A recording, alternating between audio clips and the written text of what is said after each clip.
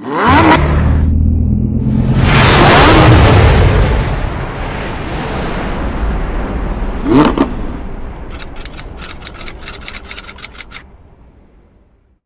ने आज तक जब भी आंदोलन किया है अपना हक और अधिकार लेकर उठे हैं और जानते हैं हम कैसे लेना है हमें अपना हक और अधिकार। हमें केंद्र सरकार ही लिख लिख के दे रही है, सारे काम हमारे करके दे रही है। आप कैसे रोकोगे? अगर आप हमें रोकोगे तो चुनाव में हम आपको रोक देंगे। ये बात तो है कि सीएचओ का नियमितीकरण प्रॉपर तरीके से किया जाए। सीएसआर रूल्स में जो 1 साल का अनुभव लॉस हो रहा है वो नहीं होना चाहिए, टर्मिनेशन वर्ड हटना चाहिए। लेकिन सबसे मुख्य मांग है कि इनका कैडर बने। 4800 ग्रेड पे जो भारत सरकार द्वारा जो बनाया गया है उसका क्रियान्वयन राजस्थान में भी किया जाए, ना कि 4200 ग्रेड पे दूसरा कैडर बना के और जो इनका नियमितीकरण किया जाए।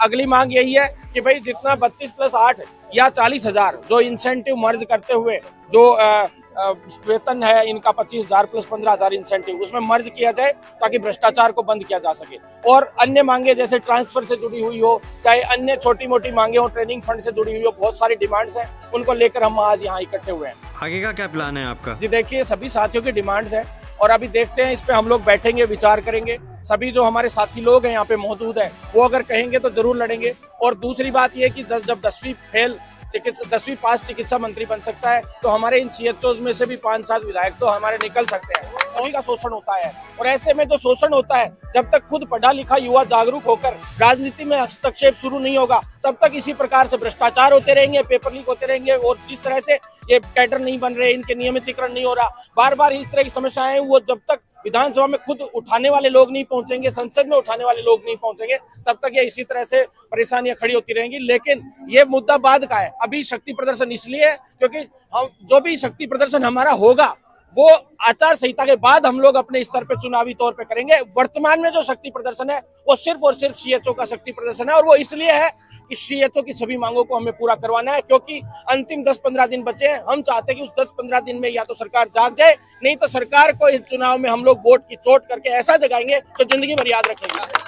जी देखिए, सुनेगी और नहीं सुनेगी तो हम लोग गाँव में बैठे ही हैं, सभी ड्यूटियां गाँव में दे रहे हैं, उसके तो दिखाओ इस बार गांव में। अगर काम नहीं हुआ ना तो भरत बेनीवाल चैलेंज करके कह रहा है सरकार को, अगर इनका नियमितीकरण, इनका 40,000 और इनका कैडर नहीं बना ना तो कान खोल के सुन ले। 100 किलो चीज मीडिया के माध्यम से कह रहा हूँ, गांव में नहीं घुसने देंगे, दिमाग से उतार देना। अगर कोई खौफ होता है, कोई फितूर बैठा हुआ हो, गहलोत साहब अगर कोई फितूर दिमाग में बैठा हुआ हो तो निकाल देना। प्यार से आपने इतना समय निकाल दिया। हालांकि सीएचओ ने आज तक जब भी आंदोलन किया है अपना हक और अधिकार लेकर उठे हैं और जानते हैं हम कैसे लेना है हमें अपना हक और अधिकार। हमें केंद्र सरकार ही लिख लिख के दे रही है, सारे काम हमारे करके दे रही है। आप कैसे रोकोगे? अगर आप हमें रोकोगे तो चुनाव में हम आपको रोक देंगे। ये बात ध्यान रखिए।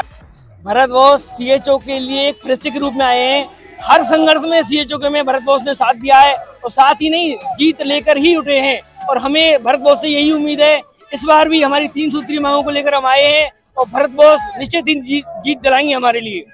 जी बिल्कुल मांगेगी, क्यों नहीं मांगेगी। अगर सरकार हमारा निवेदन नहीं मानेगी तो पूरे राजस्थान के अंदर एक गांव के अंदर छोटी सी इकाई के अंदर प्रत्येक सब सेंटर पर 10,000 5,000 की पे सीएचओ लगा हुआ और पूरे राजस्थान के अंदर 8,000 सीएचओ लगा है और एक सीएचओ के अंदर राजस्थान संयुक्त फैमिली में रह रहा है और एक सीएचओ के पास में 100 से ज्यादा वोट है और वो भी अलग अलग विधानसभा के अंदर है। राजस्थान की 200 विधानसभा और सब जगह सीएचओ पोस्टेड है। अगर सरकार हमारी मांगे नहीं मानती है तो हम सारे सीएचओ एक होके एकता करेंगे और सरकार को बता देंगे कि सीएचओ की मांग नहीं मानने से उनपे क्या प्रभाव पड़ता है। नहीं तो मैं ये बोलना चाहता हूँ कि अगर हमारे गहलोत साहब, राजस्थान सरकार स्टाफ नर्स को, यूटीबी वाले को 37,800 दे सकती है तो हम कम्युनिटी हेल्थ ऑफिसर को बीएससी नर्सिंग होते हुए 2-2 3-3 एग्जाम पास करके आए तो हमें 40,000 क्यों नहीं दे सकती?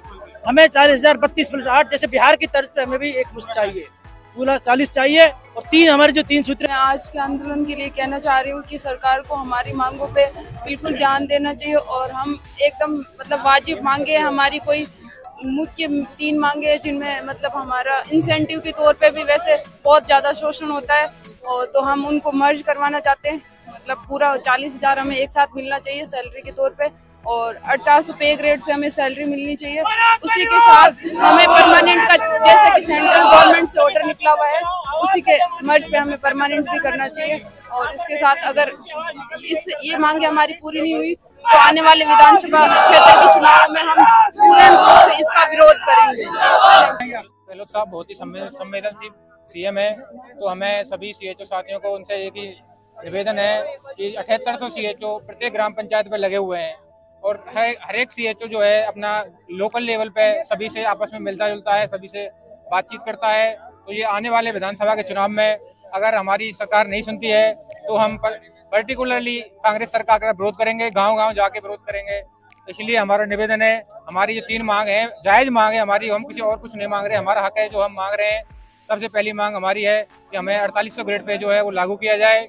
दूसरा हमारा जो कैडर निर्माण है वो किया जाए और तीसरा सबसे बड़ी जो मुद्दा है जो हमारा इंसेंटिव का जो मैटर है वो 15,000 रुपये हमें अलग से इंसेंटिव मिलते हैं।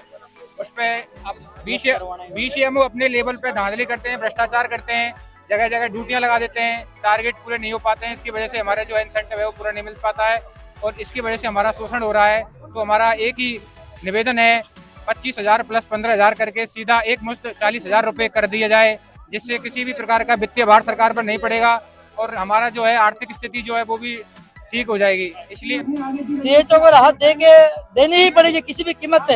हम बांसवाड़ा के बिल्कुल दक्षिण, बांसवाड़ा से पधारे हैं, राजस्थान के बिल्कुल दक्षिणी कॉर्नर से, सबसे लास्ट बॉर्डर से आए हैं और बांसवाड़ा के 250 सीएचओ में से 200 सीएचओ आए हैं और हमारी मुख्य मांगे है जो सीएचओ इतने लंबे समय से जब से लगे तब से संघर्षरत हैं और इतने कॉर्नर में ट्राइबल एरिया में रह रहे हैं। जिस तरह केंद्र सरकार द्वारा हार्ड अलाउंस ट्राइबल इलाके में, हर ट्राइबल इलाके में, महाराष्ट्र में, गुजरात में, मध्य प्रदेश में 15,000 रुपये अतिरिक्त पारिश्रमिक दिया जा रहा है।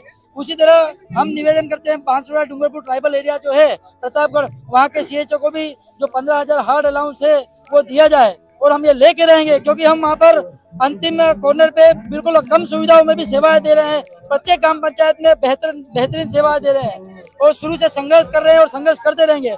और आज की हमारी जो मुख्य मांग है जो सीएचओ को परमानेंट करना है।